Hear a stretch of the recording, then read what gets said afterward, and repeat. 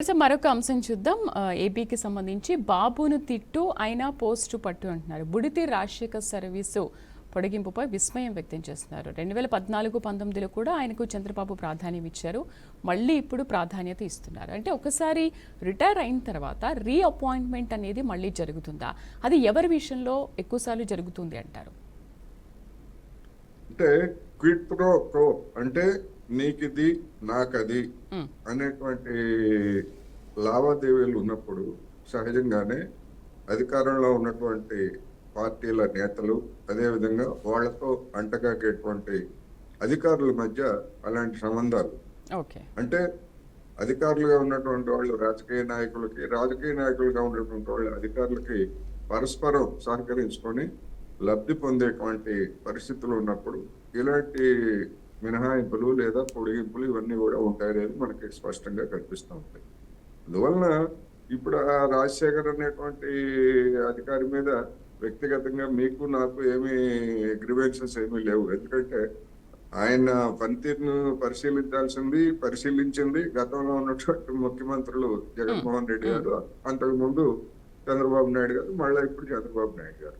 కానీ విషయం ఏంటంటే బహిరంగంగా చంద్రబాబు నాయుడిని వ్యతిరేకించి లేదా చంద్రబాబు నాయుడు ప్రభుత్వం మీద తీవ్రమైనటువంటి విమర్శలు చేసినటువంటి వ్యక్తిని తిరిగి మళ్ళా ఎందుకు అంటే 2014-19లోనే ఆయనకి అడ్డదారిలో అంటే ప్రభుత్వానికి ఉన్నటువంటి విచక్షణాధికారాన్ని ఉపయోగించుకొని అడ్డదారిలో ప్రమోషన్ ఇచ్చారనేటువంటిది ఒక అంశం అయితే, రిటైర్ అయిన తర్వాత తిరిగి మళ్ళా ఆయన నియమించడం అనేటువంటిది మరొక అంశం.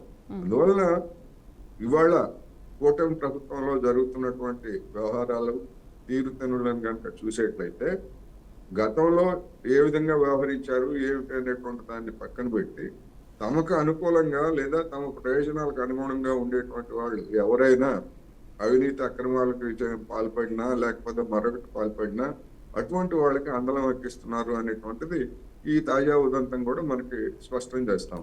సార్, కానీ కూటమి ప్రభుత్వం అధికారంలోకి వచ్చిన తర్వాత అంటే ఇప్పుడు వాళ్ళు అధికారంలో ఉన్నప్పుడు ఎలా అయితే ఇబ్బందులు పెట్టారో, కొంతమంది పోలీస్ అధికారులను కానీ ఐఏఎస్లని ట్రాన్స్ఫర్ చేశారో లేకపోతే సస్పెండ్ చేశారో, ఇలాంటి కొన్ని విషయాలు జరిగాయి.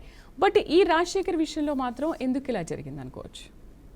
ఎందుకంటే వాళ్ళ మధ్య ఉన్నటువంటి సంబంధాలు ఏమిటో, రాజశేఖర్ అధికారిగా ఉన్నప్పుడు లేదా ఈ తెలుగుదేశం కానీ జనసేన కానీ బీజేపీ ఈ మూడు పార్టీల కూటమికి చెందినటువంటి నాయకుల యొక్క అవినీతి భాగవతాలు కానీ అక్రమాలు కానీ లేదా వాటికి సంబంధించినటువంటి సాక్ష్యాలు కానీ లేదా ఇతర కీలకమైనటువంటి సమాచారం అతని దగ్గర ఉన్నదేమో మనం చెప్పలేం కదా.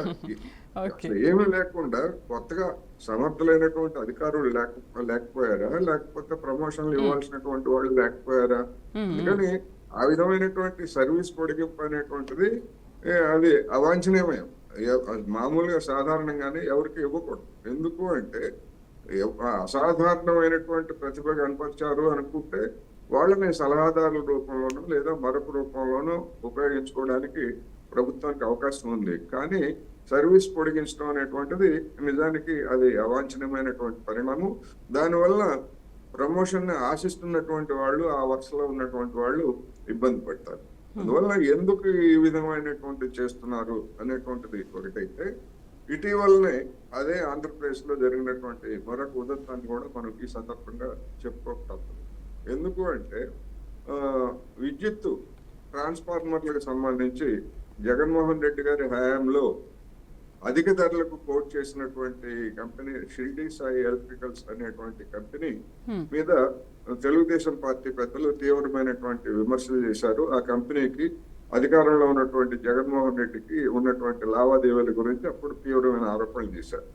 ఇప్పుడు వీళ్ళు అధికారానికి వచ్చిన తర్వాత మరొక 5,000 ట్రాన్స్ఫార్మర్లని అదే కంపెనీకి విద్యుత్ శాఖలో ఉన్నటువంటి ఒక ఉన్నతాధికారి రిపీట్ ఆర్డర్ పేరుతోటి, అంటే ఎలాంటి టెండర్లు ఏమీ లేకుండా గతంలో ఇచ్చినటువంటి ఆర్డర్ల కొనసాగింపుగానే మరొక 5,000 ట్రాన్స్ఫార్మర్ల కొనుగోలుకు ఆదేశాలు జారీ చేశాడు అనేటువంటి వార్తలు వచ్చింది, తెలిసిందే.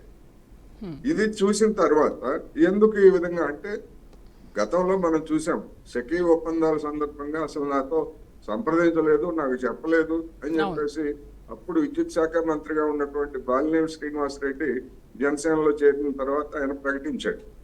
ఇప్పుడు మరి ఒక తామే ఆరోపణలు చేశారు, తామే మంత్రులుగా ఉన్నటువంటి స్థితిలో మరి విద్యుత్ శాఖ మంత్రి ఏ గుడ్డి గుర్రాలకు పళ్ళు దొంగతున్నారో ఒక ఉన్నతాధికారి ఈ విధమైనటువంటి నిర్ణయం తీసుకుంటే అనేటువంటిది ఒక ప్రశ్న. రెండోది, అన్నింటికంటే ముఖ్యమైనటువంటి విషయం ఏంటంటే ఇదే షిరిడి సాయి ఎలక్ట్రికల్ కంపెనీ తెలుగుదేశం పార్టీకి దాదాపు 40 కోట్ల రూపాయలు ఎన్నికల బాండ్ రూపంలో నిధులు చెల్లించింది. అవును.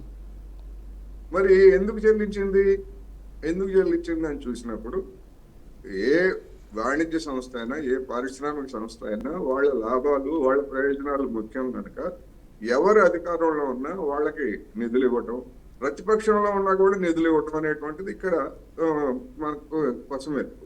తెలుగుదేశం పార్టీ ప్రతిపక్షంలో ఉండగా అంత పెద్ద మొత్తం ఎలక్ట్రల్ బాండ్స్ పేరుతోటి అదే కంపెనీ నిధులు ఇచ్చింది.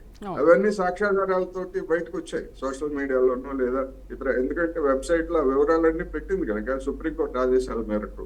మరి అటువంటి పార్టీ అదే కంపెనీ దగ్గర అంత నిధులు తీసుకున్న తర్వాత అసలు ఏమీ తెలియకుండా ముఖ్యమంత్రికో లేకపోతే సంబంధిత శాఖ మంత్రికో లేకపోతే ఎవరికో ఏమీ తెలియకుండా అదే కంపెనీకి మళ్ళా ఆర్డర్ ఇస్తారు అంటే జనం చెవుల్లో పూలు పెట్టుకోలేరు అనేది మాత్రం నేను ఈ సందర్భంగా చెప్పదలుచుకున్నాను. అందుకనే ఈ అధికారి వ్యవహారమైనా లేదా షిరిడి సాయి వ్యవహారమైనా లేకపోతే ఇప్పుడు సెకీ ఒప్పందం గురించి ఇదే చంద్రబాబు నాయుడు గారు 70,000 కోట్ల రూపాయలు భారం పడుతుంది రాష్ట్ర ప్రజల మీద అని చెప్పినటువంటి పెద్ద మనిషి ఇప్పుడు ఏం చెప్తున్నారు?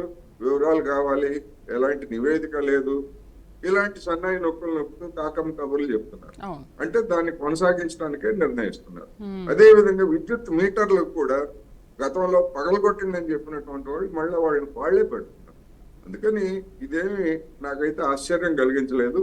ఇలాంటి ఆరోపణలు వచ్చినటువంటి వాళ్ళు లేదా అవినీతి పరులుగా ఆరోపణలు ఎదుర్కొంటున్నటువంటి వాళ్ళకి కూడా పెద్దపీట వేసే పరిస్థితి కనిపిస్తా ఉంది అనేటువంటిది. అది ఆ 3 పార్టీల కార్యకర్తలు తేల్చుకోవాల్సినటువంటి అంశం. జనం కూడా దీన్ని ప్రశ్నించాలనేది నా అభిప్రాయం.